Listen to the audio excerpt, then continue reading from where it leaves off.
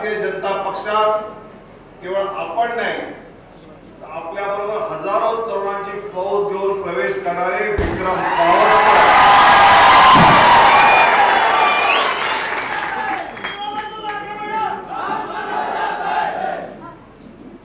खरं म्हणजे हिंदू एकता आंदोलन असेल, विश्व हिंदू परिषद असेल, बजरंग दल असेल, या सगळ्याच्या माध्यमातून जो हिंदुत्ववादी तरुण तयार होतो, त्यांनी पण त्या स्वभावाचा तरुण आहे. आपण असे तरुण आहोत की आपल्या हिंदू धर्मात भगवद्गीतेत सांगितलं की जर गाय पुढे धावते, तिला मारायला कसाही मागे धावतोय, आणि गाय जर उजवीकडे गेली आणि कसायाने समजा तिथे आपल्याला विचारलं गाय कुठून गेली सांग, तर सांग गाय डावीकडनं गेली, गोहत्येचं पाप लागणार नाही असं आपल्या धर्मात सांगितलं असं म्हणतात. पण तुम्ही आणि मी असे आहोत की गाय पुढे धावतोय, कसाई मागे धावतोय, आणि कसायाने विचारलं की गाय कुठे गेली, तर आपण सांगू अरे होय उजवीकडे गेली, जाऊन दाखव, नाही तुझं मुडकं तोडलं तर बघ. या विचाराचा तो तरुण आहे.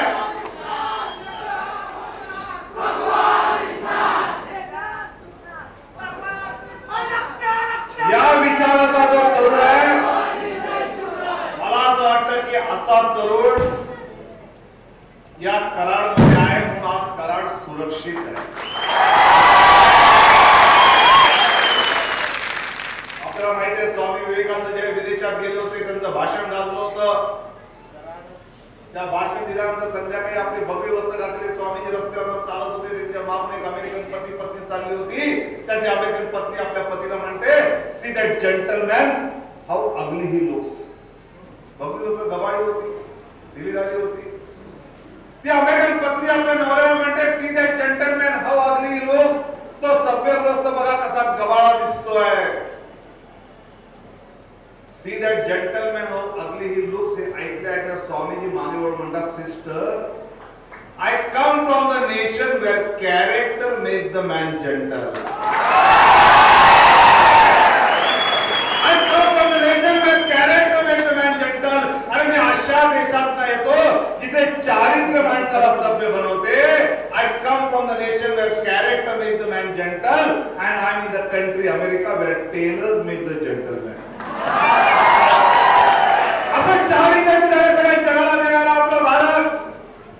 या भारतातली कुठलीही सिटी हे सेफ सिटी नाही, तर रेप सिटी होणार असेल तर या तरुणांना कायदा हातात घ्यावा लागेल, आणि हातात घेतल्यानंतर काय टाकू आम्हाला माहित नाही. आमच्या देशात कायदा सुरक्षित व्हायला पाहिजे. आम्हाला कायद्याचं राज्य पाहिजे, कायद्याने थांबवता आलं पाहिजे. तुम्हाला थांबवता येणार नसेल तर आमच्या ताब्यात कायदा द्या, आम्ही सगळा वचक बसू, आणि या देशातल्या आया बहिणींची सुरक्षा हे आमचं काम आम्ही मानू. आम्हाला जमत नाही ना. 15 वर्षांची राजवट आहे. या राजवटीमध्ये या राज्यावर 3,427 कोटीचं कर्ज या काँग्रेस राष्ट्रवादीवाल्यांनी उभं केलं. आपल्या डोक्यावर एवढं कर्ज मारलं. हा छत्रपती शिवबांचा गौरवशाली महाराष्ट्र भिकारी करून टाकला. दर महिन्याला कर्मचाऱ्यांचे पगार द्यायला या राज्य सरकारला बँकेत भीक मागावी लागते ओव्हरड्राफ्टची. असा भिकारी महाराष्ट्र करणाऱ्या काँग्रेस राष्ट्रवादीला तुम्ही जागेवर ठेवणार आहात का? या काँग्रेस राष्ट्रवादीने कर्ज काढून या राज्याचा विकास केला असता तर आमचा विरोध नव्हता. कर्ज तर आम्ही सरकारमध्ये असताना आम्ही सुद्धा 22,000 कोटीचं कर्ज काढलं, आणि आता आधी तर 14,000 धरलं तर 36-38,000 कोटीचं कर्ज 4.5 वर्षात युतीच्या काळात पण झालं. कर्ज झालं, पण मुंबई पुणे एक्सप्रेस वे पूर्ण झाला, बांद्रा वरळी सी लिंक झाला, कृष्णा खोऱ्याची कामं झाली, ग्रामीण भागाची नळ पाणी योजना 8,000 कोटीची उभी केली. ही सगळी कामं त्या काळात आम्ही केली. यांच्या काळात झालं काय? ज्यावेळी आम्ही सरकारमध्ये येऊ, आम्ही युती काळात सरकारमध्ये आलो होतो, त्यावेळी आम्ही ठरवलं होतं, आणि त्यावेळी आम्ही युवकांना रोजगार मिळवून दिला. भारतीय जनता पार्टी, शिवसेना, आरपीआय, राष्ट्रीय समाज पक्ष स्वाभिमानी शेतकरी संघटनेची महायुती ज्यावेळी सत्तेत येईल त्यावेळी आम्ही या राज्यातल्या तरुणांना रोजगाराच्या संधी आताच्या सरकारने मिळवून दिलेल्या 1 कोटी ज्या बुडवल्या त्या 1 कोटी नोकऱ्या पुढच्या 5 वर्षात आम्ही मिळवून देऊ शकतो हे अभ्यास करून सांगतो. मुंबईमध्ये ज्यावेळी जुलै ऑगस्ट मध्ये 12चा निकाल लागतो मेडिकलच्या ऍडमिशनची यादी लागते तर त्या सेंट जॉर्ज मध्ये यादी लागली होती आणि यादी लागली त्या ठिकाणी मी त्या दिवशी त्या डायरेक्टरला भेटायला गेलो होतो तर एक गावाकडचं पोरग ढसाढसा रडत होतो. म्हटलं अरे काय रडतो कशासाठी? म्हटलं साहेब एका मार्कामुळे माझं मेडिकलचं ऍडमिशन केलं. अरे म्हटलं ठीक आहे होतं नशिबात नसेल असं कधी होतं कोणा नाही साहेब.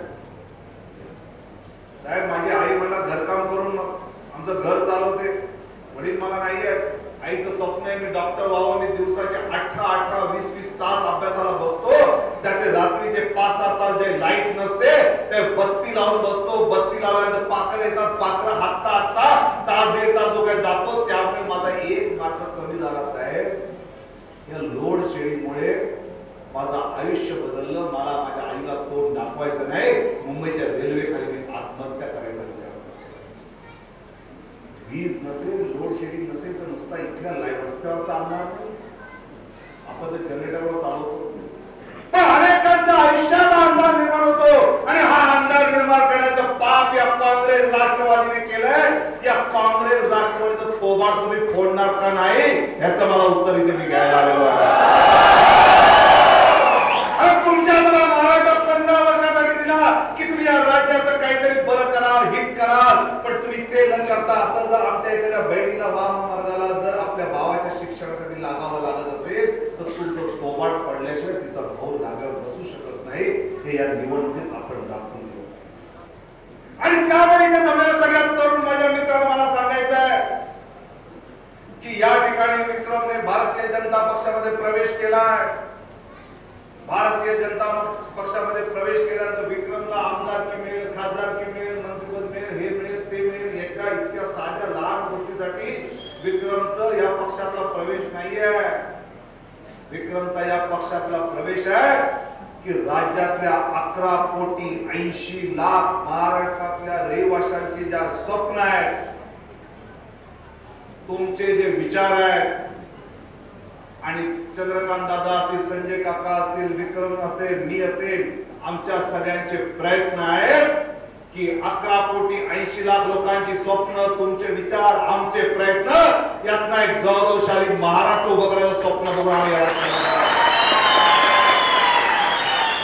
राजकारणात येताना मी ते इलेक्ट्रॉनिक इंजिनियर आहे. माझा धंदा केला तर कंपनी उघडली असते पैसे कमवले असते. या राजकारणामध्ये यासाठी आलेलो नाही. राष्ट्रवादी या राज्यातल्या जनतेला काहीतरी आपण सुख दिलं पाहिजे. या राजकीय व्यवस्थेत साध्या गोष्टी नरेंद्र मोदींनी या सांगितल्या की सरकार नावाच्या व्यवस्थेवर विश्वास नाही. तो विश्वास मोदींचं सरकार आल्यानंतर लोकांचा बसणार आहे. मोदीजी सांगायचे ना की आपण मित्राला SMS केला की 10 मिनिटांनी फोन करतो. काय रे मिळाला का SMS? आता SMS केला तर मिळणारच. फोन करायची गरज काय? तसं आपल्या सरकारचं आहे. सरकारकडे काय अर्ज केला की पोहोचला की नाही विचारावं. नरेंद्र मोदींवर अनेक प्रकारचे आरोप झाले अनेक प्रकारच्या टीका टिप्पणी झाल्या पण नरेंद्र मोदींनी पंतप्रधान झाल्यानंतर पंतप्रधान पदाची घोषणा झाल्यानंतर पहिलं काम काय केलं असेल तर वाराणसीला जाऊन गंगेची आरती केली होती आणि हा गंगेच्या स्वच्छतेचं अभियान त्यांनी चालू केलं. 2004 पासून त्या निवडणुकीपासून RR पाटील काँग्रेसवाले पृथ्वीराज बाबा सगळे घोषणा करतात की आम्ही समुद्रामध्ये शिवस्मारक करू. त्यांच्या ज्याने झटणार आहे का सांगावं त्यांच्या आपण होणारच नाही. पण आज या कारणाने तुम्हाला सांगतो अरबी समुद्राचं शिवस्मारक पूर्ण करण्याचं काम पुढच्या सरकारमधला प्रमुख मंत्री म्हणून आपण करून टाकू. आणि शिवस्मारक म्हणजे केवळ छत्रपती शिवाजी महाराजांचा मोठा आठवण पुतळा इतकी माझी कल्पना नाही तर त्या शिवस्मारकामध्ये कारण माझं प्रामाणिकपणे विनायक अण्णा नेहमी म्हणणं असतं की आपल्या महाराष्ट्रातल्या कुठल्याही तरुणाला विचारा छत्रपती शिवाजी महाराज म्हणजे काय तर तो शिवाजी महाराजांचं वर्णन करतो की ज्यांनी अफजल खानाची बोटं तोडली ज्यांनी शाहिस्तेखानाची बोटं तोडली अफजल अफजलखानाचा पुतळा काढला, आग्र्यावरून सुटका करून घेतली आणि सुरतेची लूट केली म्हणजे शिवाजी महाराज. एवढंच सामान्यपणे तरुण सांगतो. जे छत्रपती शिवाजी महाराजांचं स्मारक अगदी सुंदरपणे, त्या स्मारकामध्ये छत्रपती शिवाजी महाराजांच्या काळातलं प्रशासन कसं होतं.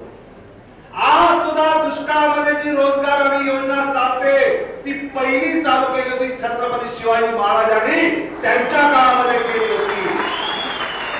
ते त्यावेळेचं दुष्काळाचं व्यवस्थापन कसं होतं. आता हे पर्यावरणाच्या सगळ्या गोष्टी चालतात. त्या काळामध्ये जंगलाचं संरक्षण करण्याची नीती छत्रपती शिवाजी महाराजांची काय होती. 23 नोव्हेंबरला ज्या मुंबईमध्ये कसाबाला अतिरेकी आले आणि अतिरेकी आल्यानंतर त्यावेळी समिती नेमली, त्या समितीच्या प्रधान समितीने ज्या सूचना केल्या त्या सूचना जवळजवळ शिवाजी महाराजांनी त्या काळात केल्या होत्या की आपलं हेर खातं मजबूत ठेवा आणि हेर खातं मजबूत ठेवा, त्याच्या माध्यमातून माहिती मिळवा आणि शत्रूवर हल्ला व्हायचा आणि त्याच्यावर हल्ला करा. हे छत्रपती शिवरायांच्या काळातलं हेर खात्याचं काम कसं असतं पाहिजे ते जे होतं ते आता अवलंबलं पाहिजे असं आता ती समिती सांगते. त्या हेर खात्याची माहिती की त्या छत्रपती शिवाजी महाराजांच्या स्मारकामध्ये असते. छत्रपती शिवाजी महाराज शाही सगळ्यांनी बोटं तोडले आणि अफजलखानाचा पुतळा काढला. महाराज फक्त नाही, ते आहे, ते शौर्य आहे, ते असलंच पाहिजे. पण त्याच्या पलीकडे महाराज आहेत आमचे. आणि आताच्या या जगामध्ये जसं लोकमान्य म्हणले होते की जन्मसिद्ध आमचा अधिकार सुराज्याचा आहे, स्वराज्याचा आहे. पण जे स्वराज्य आम्हाला छत्रपती शिवाजी महाराजांपासून टिळक असतील, सावरकर असतील, आगरकरांनी मिळवून दिलंय, त्या स्वराज्याचं सुराज्य कल्पना आमची कल्पना असेल तर ते सुराज्य करण्यासाठी छत्रपती शिवाजी महाराजांच्या आदर्शावर चाललं पाहिजे. आणि तो आदर्श त्यांच्या प्रशासन व्यवस्थेचा आहे. या सगळ्या गोष्टी त्या स्मारकामध्ये असतील आणि खऱ्या अर्थाने जगातली लोक भारतात येतील ते छत्रपती शिवाजी महाराजांचं स्मारक पाहायला येतील असं अभिमानास्पद स्मारक आपण उभं.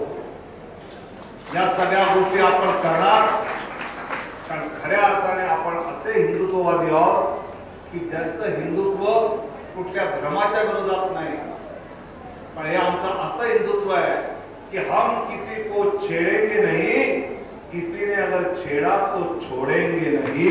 ऐसा आमच्या हिंदुत्वामध्ये विकास आहे. आमच्या हिंदुत्वामध्ये या देशाचा एक सांस्कृतिक राष्ट्रवाद आहे. आमच्या हिंदुत्वामध्ये सामान्य तळागाळातल्या गरीब माणसाच्या उन्नतीसाठी काम करणं म्हणजे आमचं हिंदुत्व आहे. आणि अशा हिंदुत्ववाद्यांची जी फौज ज्या राजकारणात सक्रिय होते त्या देश आणि प्रदेश बदलण्याला सुरुवात होते. आणि ती सुरुवात आज मला असं वाटतं की विक्रमने राजकारणात प्रवेश करून त्याच्या दृष्टीने सुरू केली आहे. तुम्ही सगळ्यांनी एक गोष्ट, विक्रमचं राजकीय भविष्य माझ्या हातात सोपवा. तुमचा माझ्या विश्वास आहे का नाही? जर तुम्हाला माझा विश्वास आहे तर विक्रमचं राजकीय भविष्य घडवण्याची जबाबदारी विनोद तावडेची. मान्य आहे? मी म्हणेन तसं त्याच्या वेळी ऐकायचं. मान्य आहे?